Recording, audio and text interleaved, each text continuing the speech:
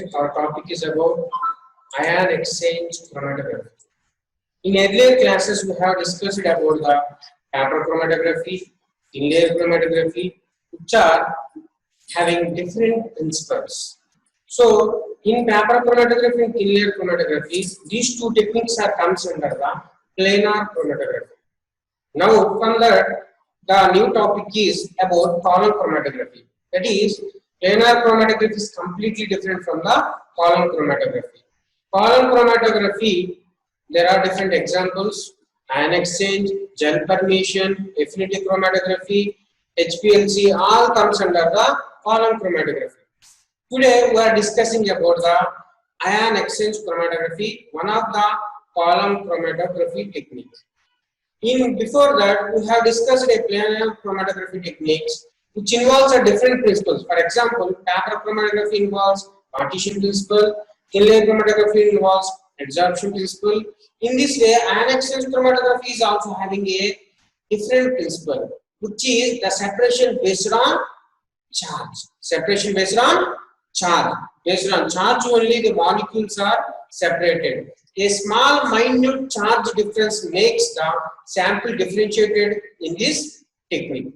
So, in this we are discussing about different topics like introduction, principle, working, ion exchange racing, exchange medium, preparation of ion exchangers, advantages and applications. These are all discussed under this technique. So now by coming to that, ion exchange chromatography.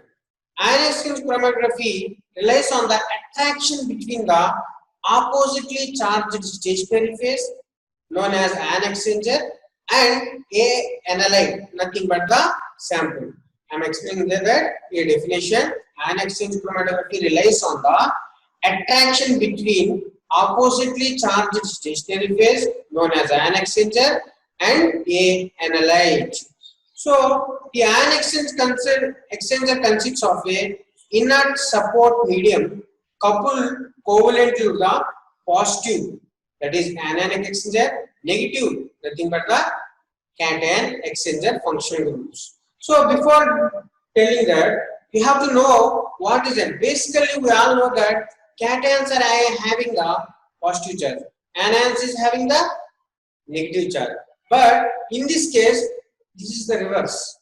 That is, for example, anionic exchanger will having the positive charge, that its counter ions will have negative charge. In cationic exchanger, you will having the negative charge and its counter ions are positive charge. In this way, the exchangers are differentiated, which are discussed later. To these covalently bound functional groups, the oppositely charged ions are bounded. That is, there is an exchanger which is having a specific charge. For example, it is a cationic exchanger which is having a negative charge, to which counter ion is added which is oppositely charged. That charge is exchanged with the sample you are going to separate. That is, that charge you are going to separate the sample. For example, if you are using the cationic exchanger which is negative charge, having the counter ion positive charge, if the sample is having the positive charge, it is exchanged at the cationic exchanger positive charge. In this way, samples are exchanged between there is an exchanger and the samples you are going to the separated. Thus, if an anionic exchanger chromatography is performed, negatively charged sample components will interact more with the stationary phase and exchanged for like charged ions already bounded to the matrix. For example, how this is explained. For example, consider a column that is E minus, that is cation exchanger, which is have Y plus, which is a positive charge, that is nothing but the counter ion. Which E minus is a negative charge exchanger and Y plus is the mobile counter ion.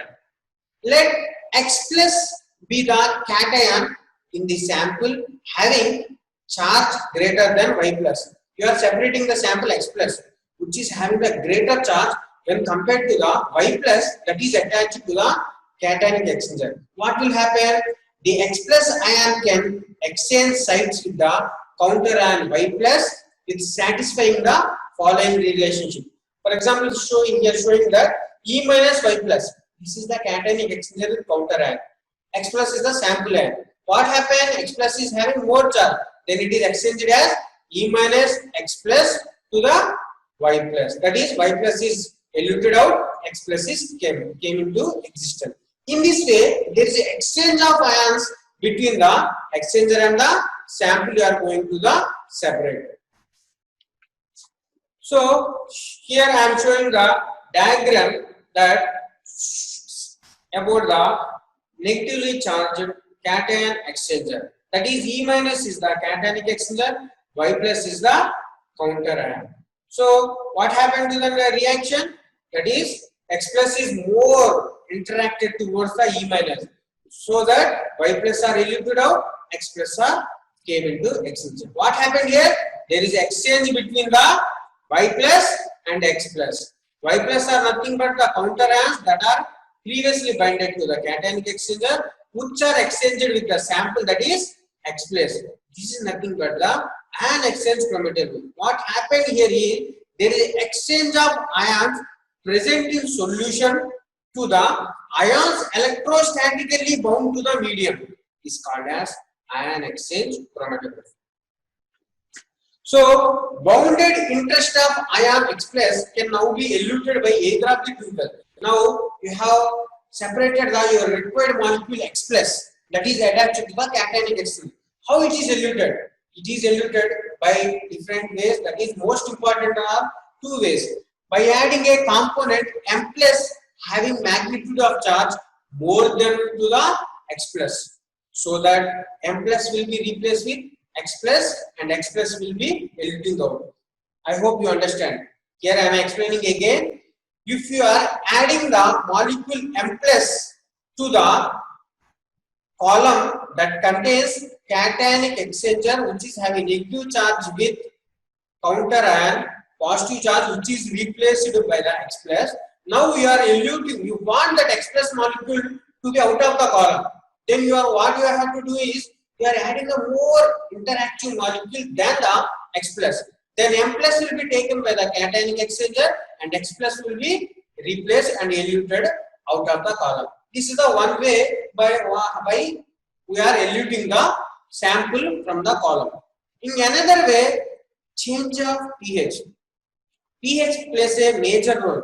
By changing the pH of the solvent, that is, the column contains the not only exchanger, it contains a buffer solution which contains a specific pH. By changing the pH, you are eluting your X plus out of the column. How it is? This means, for example, for the cationic exchanger which contains negative charge, your X plus ion is positive charge is attached, which is at specific pH. For example, X plus ion is more favorable to bind at 6 pH. It is not favorable to bind at the 7 pH. Then what you have to do is change the pH of the solution. Then what happens? X plus will get the other charge. Then the X plus, its charge may be weakened or charge may be increased. So its isoelectric point get differentiated. By that, the X plus is come out from the cationic exchanger and eluted out of the column. In this way, you are separating the different molecules. This is the working principle I have explained. By coming to the introduction, as already I have told that ion exchange chromatography may be defined as a reversible exchange of ions in the solution with ions electrostatically bound to some sort of insoluble matrix or a stationary phase. This technique is extremely useful in the separation of charged compounds like proteins differing by only one charged amino acid. That is, very minute charge difference can be separated using the ion exchange chromatography. In ion exchange chromatography technique, one can choose whether to bind the substance of interest and allow the contamination to pass through the column and vice versa. This technique has been developing since 19th century, which was firstly used for purifying the drinking water. That is, this is mostly used for the mineralization and demineralization of water. Ion exchange chromatography is a distinct principle of chromatography performed in the column. So these are the different types of ion exchange chromatography. That is, this is the laboratory method of ion exchange chromatography. We can use in the conventional laboratory also, and this is the commercially available artificial ion exchange chromatography, and this is full-fledged automated ion exchange chromatography used in the most of the analytical purposes and research labs. So what happened? Cation exchange resins are regenerated by treatment with acid, then washing with water. That is, after your process completion, the cationic exchange resins are regenerated by treated with acid or then washing with water. In this way only, anionic exchanges are regenerated by treatment with NaOH, then washing with the water. Here, the name indicates that cationic exchanger resins will having negative charge by it is treated with the acid. Because acids have negative charge, the acidic groups are present on the cationic exchanger. In this way, ammonia groups having positive charge. In this way, anionic exchanger is having the positive charge.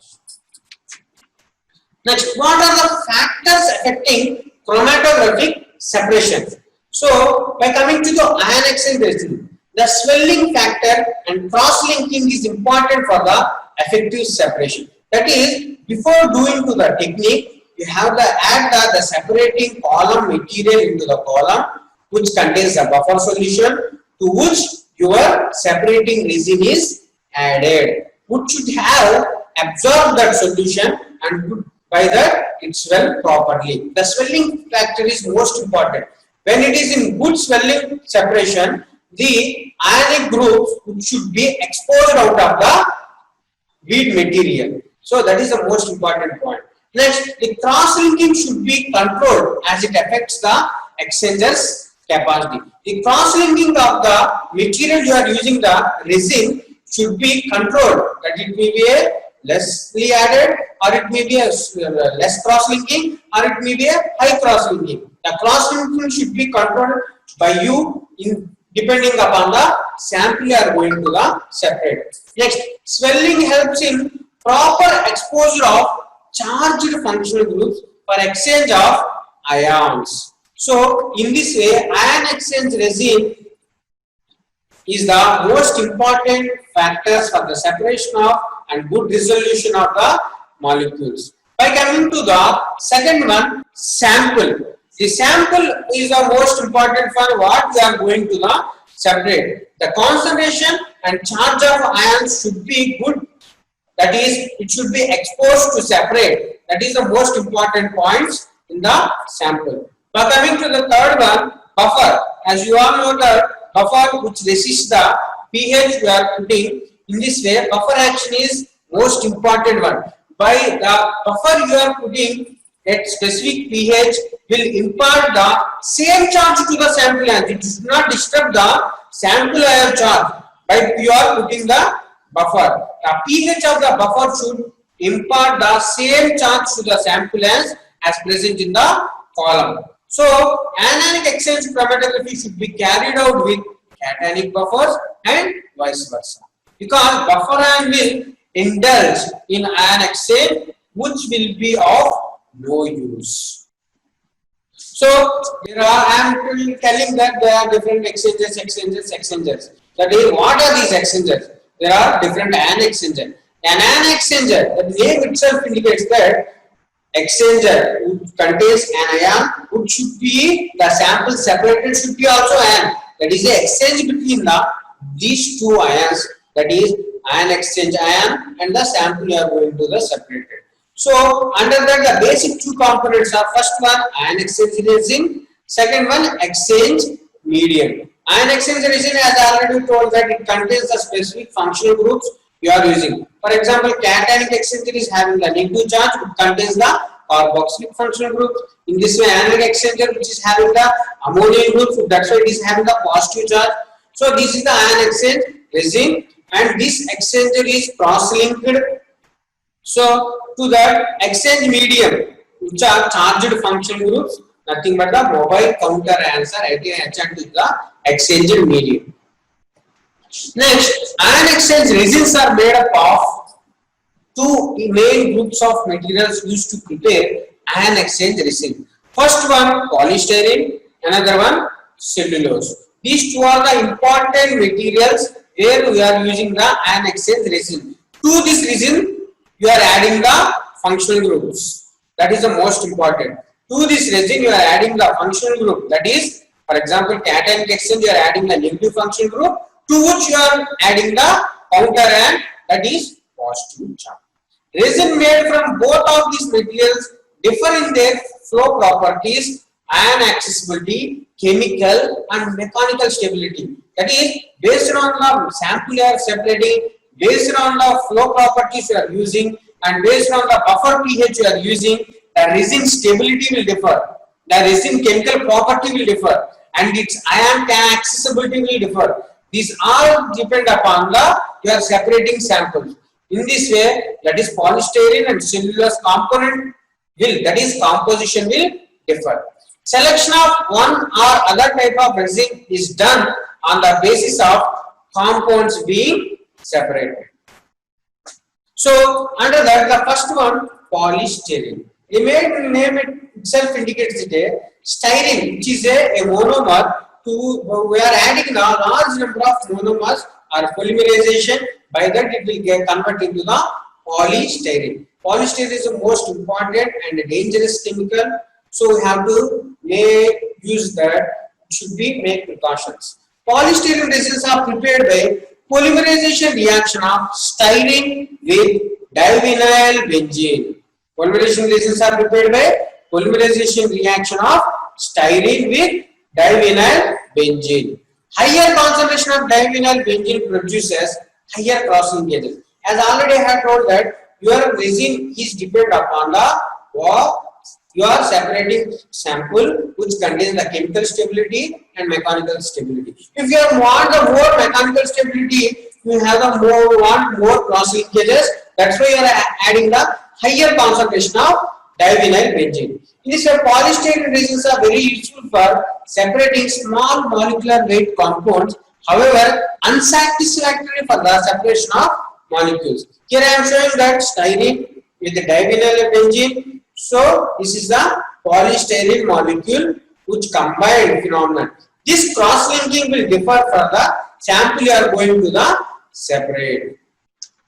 By coming to the next one, cellulose. Cellulose, you all know that the most abundant carbohydrate in nature, which acts as and it is the main important component of every paper. So cellulose is a high molecular weight compound which can be readily obtained in high pure state. This is mostly obtained at everywhere for the lab purpose of preparative or it may be a analytical purpose. Cellulose has much greater permeability to molecules. That's why the main property that we are using in the paper chromatography also. It is having good flow properties. It can permeable the molecules to flow towards that. In this way, cellulose is also acts as a good resin molecule for the ion exchange chromatography.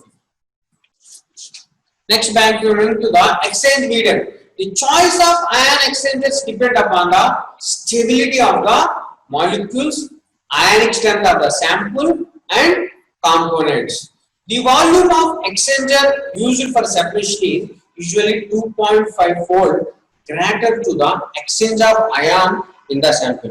I am again explaining. The volume of exchanger used for the separation is usually 2.4 greater than the exchange with the ion in the sample. That is, the exchanger concentration should be 2.4 greater than the sample you are going to separate it. The ion exchanger are packed in a column having suitable buffer. As already told that the buffer plays an important role in the separation of the column. So by this, all these properties we are preparing a two exchangers. One is anionic exchanger, another one cation exchanger. By coming to the anionic exchanger having positive charge, anionic exchanger is having the positive charge. As already told, it is having treated with ammonia, which is having a positive charge. with having the negatively charged mobile counter ion available for exchange. That is, where it should be exchanged? It will exchange with the mobile counter ion. What is negative charge? With the negative charged sample. In this way, we are using the anionic exchanger. If the functional groups are introduced, the resin becomes anion exchanger. Tertiary amines, strong anion exchangers. Secondary amines, weak anion exchanger. In this diagram, it clearly indicates that positively charged exchangers, mobile counter ions, and this whole is the ion exchange resin that is made up of a polystyrene or it may be a cellulose. In this way, cationic exchanger.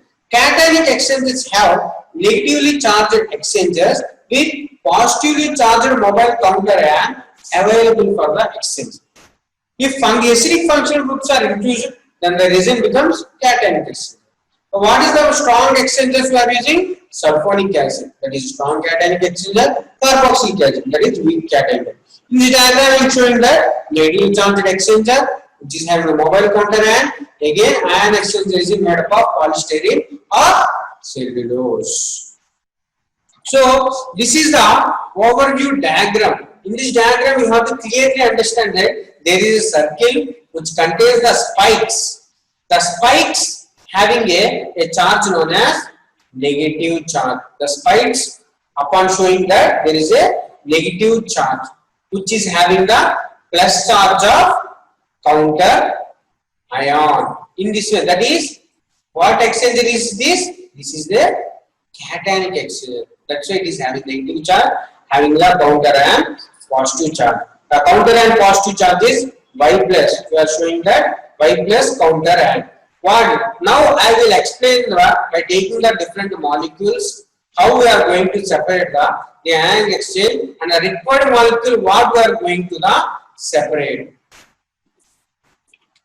So here the different molecules are present A, B, C, D, E, F, G, which contains the isoelectric point is a point at which its charge is 0. It may be it is having both positive and negative charge. It cannot move towards either side. So its charge is 0. Every biomolecule in nature will having its own isoelectric point. That is the main area we are going to focus here and separating the molecule. For example, A having the 5.2 isoelectric point, B having the 5.8, C having the 7.3, D having 7.4, E having 7.5, F having 8.6, and G having 8.8. These are the different samples we are going to separate, which is the required molecule is D. I want D molecule, that is 7.4. So how I get the D molecule? For that, I am taking there is a column where I am adding all these samples into that. So buffer solution. For that buffer solution, I am putting the pH 6.5. First of all, you have to know that pH, that is pH, above to the you are separating pH value will get negative charge. pH that is present below to the you are separating isoelectric point will get positive charge. I am again telling that pH above pA value will get negative charge. For example, here pH is 6.4, which is above to the pA values of A and B. That's why those will get negative charge. pH below to the pA values of 7.3, 7.4, 7.5, 8.6, 8.2 because they got positive charge. So when you are using the cationic exchanger, that is in this diagram I am showing that there is a circle which contains R. Inside the circle there is a negative ion, that is cationic exchanger. The spikes are present which are having the counter ions, that is positive charge. So when you are I am using the cationic exchanger, what will happen? A and B will get the negative charge. That is, the counter ion replaced only with the positive molecules only, not with the negative molecule. Why means negative will repel. The cationic exchanger is having the positive charge, and the positive charged molecules are C, D, E, F, G. So they goes and bind to the exchanger, and A and B will come out of the column. So in this way, we have separated the two molecules from out of all the compounds. Next, by coming to I am using the anionic exchanger. That is, now I put the whole molecules are the present molecules are present for me are C, D, E, F, G. For that, I am using the pH 8. Then what will happen? Now, here in this diagram, we are showing that circle contains R, which contains the positive charge. Positive charge means anionic exchanger, which is having the oppositely charged negative ions. That is, when I am putting the pH, what will happen? pH above the pA value will get negative charge.